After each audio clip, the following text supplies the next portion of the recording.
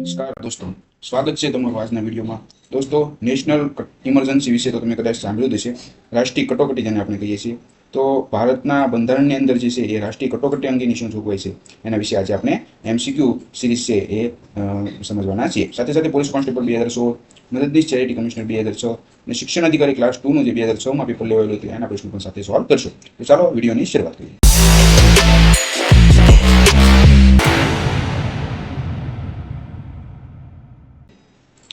પ્રથમ પ્રશ્ન છે, ભારતીય બંધારણમાં કટોકટી અંગેની જોગવાઈ કયા ભાગમાં છે? ભારતીય બંધારણની અંદર જે રાષ્ટ્રીય કટોકટી છે એની જોગવાઈ ભાગ નંબર 18 ની અંદર જે છે એ કરવામાં આવેલી છે. ભારતીય બંધારણના કયા અનુચ્છેદમાં કટોકટીની જોગવાઈ છે? તો કયા અનુચ્છેદમાં? અનુચ્છેદ 352 થી લઈને અનુચ્છેદ 360 સુધી જે છે એ કટોકટી અંગેની જે છે એ ચર્ચા છે એ ભારતીય બંધારણની અંદર કરવામાં આવેલી છે. રાષ્ટ્રીય કટોકટી અંગેની જોગવાઈ બંધારણના કયા અનુચ્છેદમાં છે? તો કયા અનુચ્છેદમાં છે? 352. નીચેનામાંથી કયા સંજોગોમાં રાષ્ટ્રીય કટોકટી લાગુ પડી શકે? યુદ્ધ જેવી પરિસ્થિતિ કે બાહ્ય આક્રમણ, યુદ્ધ, દેશમાં સશસ્ત્ર વિદ્રોહ કે ઉપરના તમામ?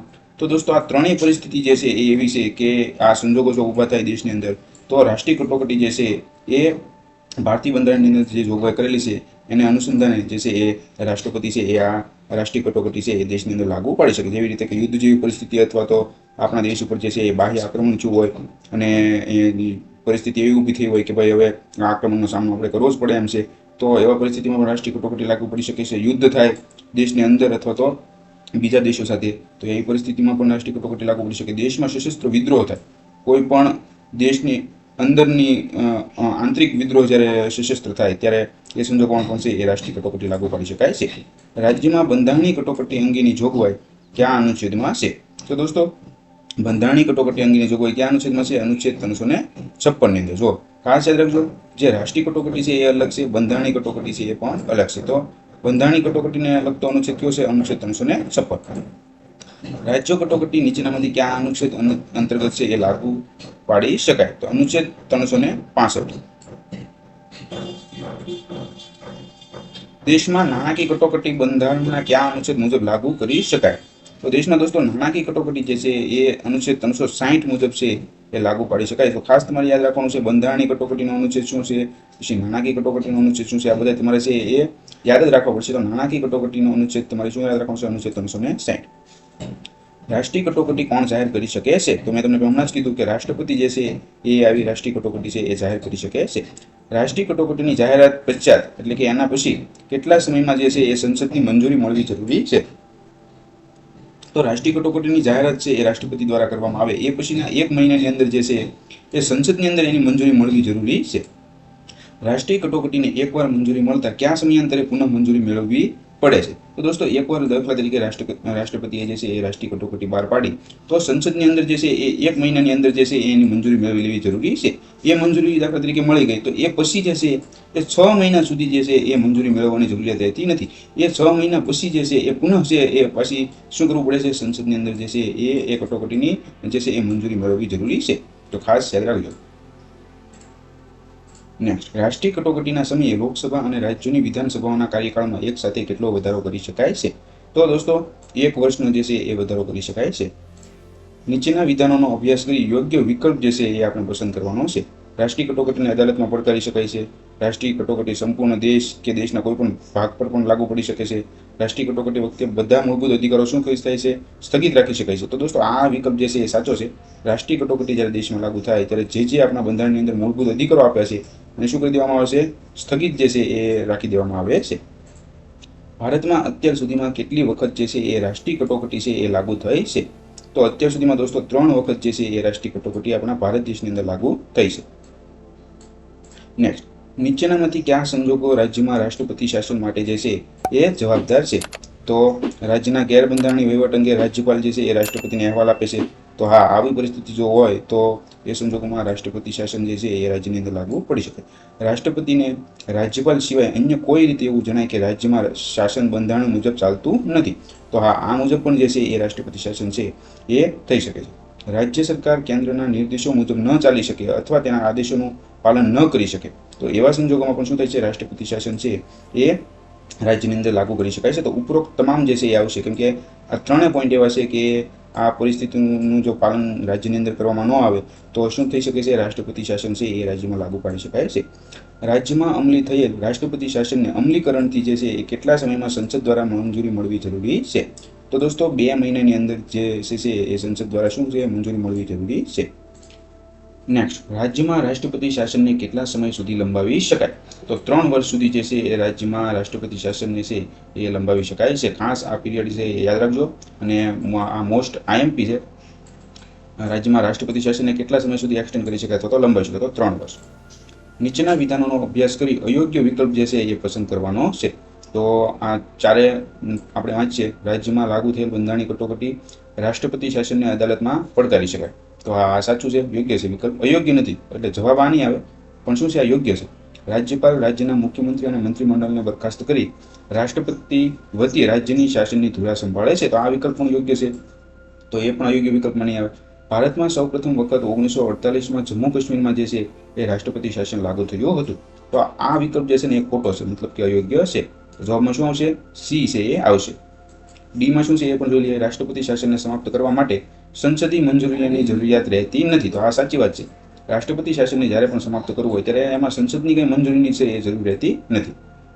નેક્સ્ટ, ભારતમાં અત્યાર સુધીમાં કેટલી વખત નાણાકીય કટોકટી જે છે એ લાગુ થયેલી છે? તો અત્યાર સુધીમાં દોસ્તો એક પણ વખત જે છે એ ભારતની અંદર છે એ નાણાકીય કટોકટી લાગુ થઈ નથી. તો આમાં શું આવશે? 0 આવશે. નેક્સ્ટ, નાણાકીય કટોકટી જે છે એ કોણ જાહેર કરી શકે છે? તો કોણ જાહેર કરી શકે? આપણા દેશના જે રાષ્ટ્રપતિ હોય છે એ આવી નાણાકીય કટોકટી જાહેર કરી શકે છે. નાણાકીય કટોકટીની જાહેરાત પશ્ચાત કેટલા સમયમાં સંસદની મંજૂરી મળવી જરૂરી છે? તો દોસ્તો નાણાકીય કટોકટીની જાહેરાત છે એ રાષ્ટ્રપતિ દ્વારા થાય એ પછીના 2 મહિનાની અંદર એની મંજૂરી છે એ સંસદની અંદરથી મળી જવી જરૂરી છે. નાણાકીય કટોકટીને સંસદની મંજૂરી મળ્યા બાદ કેટલા સમયાંતરે પુનઃ મંજૂરી મળવી જરૂરી છે? તો પુનઃ મંજૂરીની છે દોસ્તો એમાં જરૂરિયાત નથી. પુનઃ મંજૂરીની જરૂર છે એ નાણાં કટોકટીના કેસમાં છે એ રહેતી નથી. 2 મહિના બાદ છે એ મંજૂરી મેળવવી જરૂરી છે, પણ એ મંજૂરી મળી જાય એ પછી પુનઃ મંજૂરીની છે એ જરૂરિયાત નથી. ક્યાં બંધારણીય સુધારા અંતર્ગત એવી જોગવાઈ કરવામાં આવી કે નાણાકીય કટોકટીને અદાલતમાં પડકારી શકાય? તો દોસ્તો 44મું બંધારણ જે ભારતીય બંધારણની અંદર છો એની અંદર એવી જોગવાઈ કરવામાં આવી કે નાણાકીય કટોકટી છે એ કોર્ટની અંદર શું કરી શકાય? ચેલેન્જ કરી શકાશે. તો દોસ્તો અહીંયા જે આપણી કટોકટીને લગતા જે પ્રશ્નો હતા એ હવે સમાપ્ત થયા છે. હવે આપણે મદદનીશ ચેરિટી કમિશનરનું જે 2006ની અંદર જે પેપર લેવાયું હતું એના બંધારણના પ્રશ્નો જોઈએ. તો પહેલો પ્રશ્ન એમાં હતો બંધારણનો કે આઝાદ ભારતના પ્રથમ વડાપ્રધાન કોણ હતા? તો કોણ હતા? આઝાદ ભારતના જવાહરલાલ નહેરુ છે એ ભારતના કોણ હતા? આઝાદ ભારતના પ્રથમ વડાપ્રધાન હતા. સંસદમાં કોનો સમાવેશ થાય? તો લોકસભા, રાજ્યસભા, રાષ્ટ્રપતિ. તો આ ત્રણેયનો દોસ્તો સમાવેશ થાય, કેમ કે લોકસભા પ્લસ રાજ્યસભા પ્લસ રાષ્ટ્રપતિ એ ત્રણે મળીને શું બને છે? સંસદ બને છે. તો જવાબમાં શું આવશે? ડી આવશે, કેમ કે બધાનો સમાવેશ થાય છે. નીચેનામાંથી કયું ગૃહ કાયમી છે? તો હવે આપણને ખબર પડી કે એટલા વિડીયો આપણે જોયા એમસીક્યુ સિરીઝના વિડીયો જોતા જોતા આપણે આ કેટલા વિડીયો પહોંચ્યા છીએ? 25મા વિડીયો ઉપર પહોંચ્યા છીએ. અને હવે તો બંધારણ છે સમાપ્ત થવા આવ્યું છે. હવે 2 થી 3 વિડીયો જે છે એ બંધારણ આવશે અને આપણું જે ભારતનું બંધારણ છે એ સંપૂર્ણ રીતે પૂરું થઈ જશે. જો તમે અગાઉના વિડીયો છે એ 24 વિડીયો ન જોયા હોય તો તમે ક્રમિક રીતે એક પછી એક વિડીયો આપણા ચેનલની અંદર પ્લેલિસ્ટમાં આપેલા જ છે. ભારતનું બંધારણ કરીને પ્લેલિસ્ટ બનાવેલું છે, એની અંદર તમે ક્રમિક વિડીયો પહેલેથી જોઈ શકો છો. સાથે સાથે આપણે 25 વર્ષના 2000થી લઈને 2025 સુધીના જે પણ પેપરો લેવાયા છે અને એની અંદર જે બંધારણ પૂછાયું છે એ પણ આપણે સાથે સાથે સોલ્વ કર્યું છે. તો ખાસ જે છે એ તમને વિનંતી છે કે વિડીયો જો તમને ગમે તો દોસ્તો વિડીયોને લાઇક કરવાનું ન ભૂલતા, કોમેન્ટ કરજો અને તમારા દોસ્તો સાથે શેર પણ કરજો. રાજ્યના મુખ્યપ્રધાનની નિમણૂક છે કોણ કરે છે? કોણ કરે છે મુખ્યપ્રધાનની નિમણૂક? રાજ્યપાલ કરે છે. રાષ્ટ્રીય કટોકટી દરમિયાન લોકસભાની મુદત કેટલા સમય સુધી છે એ લંબાવાય છે? કેટલા સમય સુધી લંબાવી શકાય? 1 વર્ષ સુધી છે એ જો રાષ્ટ્રીય કટોકટી દેશમાં લાગુ હોય તો એ સમય દરમિયાન જે છે એ 1 વર્ષ સુધી છે લોકસભાની મુદત છે એ શું કરી શકાય? એક્સટેન્ડ કરી શકાય છે. સંસદના બંને ગૃહોની સંયુક્ત બેઠકનું અધ્યક્ષપદ જે છે એ કોણ સંભાળે છે? તો કોણ સંભાળે છે? લોકસભાના જે દોસ્તો જે અધ્યક્ષ હોય છે એ સંસદના બંને ગૃહોની સંયુક્ત બેઠકનું શું કરે છે? અધ્યક્ષપદ સંભાળે છે. કઈ અદાલતના ચુકાદા ભારતની કોઈ પણ અદાલતમાં પડકારી શકાતા નથી? તો આ તો હવે તમને પણ ખબર છે, આવી ગયું છે ઘણીવાર. લોક અદાલતના જે ચુકાદા છે એ ભારતની કોઈ પણ અદાલતમાં પડકારી શકાતા નથી. સરકારની રચના માટે કેવી બહુમતી જોઈએ? તો સરકારની રચના માટે દોસ્તો સ્પષ્ટ બહુમતીની છે એ જરૂર પડે છે. સ્પષ્ટ બહુમતી હોય તો જ તમે સરકારની શું કરી શકો? રચના કરી શકો. સંસદ તેના કેટલા સભ્યોની બહુમતીથી સર્વોચ્ચ અદાલતના ન્યાયાધીશને છે એ પદ ભ્રષ્ટ કરી શકે? તો દોસ્તો સંસદ છે એ એના સભ્યોની 2/3 બહુમતીથી જે છે એ સુપ્રીમ કોર્ટના જે ન્યાયાધીશ છે એને પદભ્રષ્ટ છે એ કરી શકે છે. હવે દોસ્તો જે છે એ ચેરિટી કમિશનરના જે પ્રશ્નો હતા એ પૂરા થશે. હવે પોલીસ કોન્સ્ટેબલ 2016 ની અંદર જે પેપર લેવાયું હતું એની અંદર જે બંધારણના પ્રશ્નો પૂછાયા હતા એ આપણે જોઈએ, કેમ કે નેક્સ્ટ જે પોલીસની અને પીએસઆઈની જે ભરતી આવવાની છે એ માટે પણ તમને અંદાજ આવી શકે કે પોલીસ અને પીએસઆઈમાં જે છે એ બંધારણના પ્રશ્નો લેવલ કેવો છે. તો દોસ્તો આપણી જે રીતનું બંધારણ સમજાય છે એનાથી તો કંઈ બહુ એવું હાઈ લેવલ કંઈ બંધારણમાં બીજું પૂછાઈ જવાનું નથી. માત્ર તમે બસ આ જે 25-30 વિડીયો બનશે આપણા બંધારણના એ તમે ક્રમિક જોઈ નાખશો અને જે અમુક જરૂરી હોય એવા પોઈન્ટ છે નોટ આઉટ કરી લેશો તો બંધારણ તમારે વાંચવાની જ હું માનું છું ત્યાં સુધી જરૂરિયાત નથી.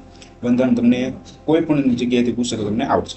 ભારતના રાજ્યપાલ એટલે કે ગવર્નરની નિમણૂક છે એ કોણ કરે છે? તો કોણ કરે છે? ભારતના રાષ્ટ્રપતિ છે એ દોસ્તો આપણા ભારતના રાજ્યપાલ ગવર્નરની નિમણૂક કરે છે. આ દોસ્તો પોલીસની અંદર બધા પૂછાયેલા પ્રશ્નો છે એ હું તમને કહું છું એટલે ખાસ જોજો. ભારતીય બંધારણમાં પ્રસ્તાવનામાં સમાજવાદી શબ્દ કયા સુધારણાથી છે એ ઉમેરવામાં આવ્યો?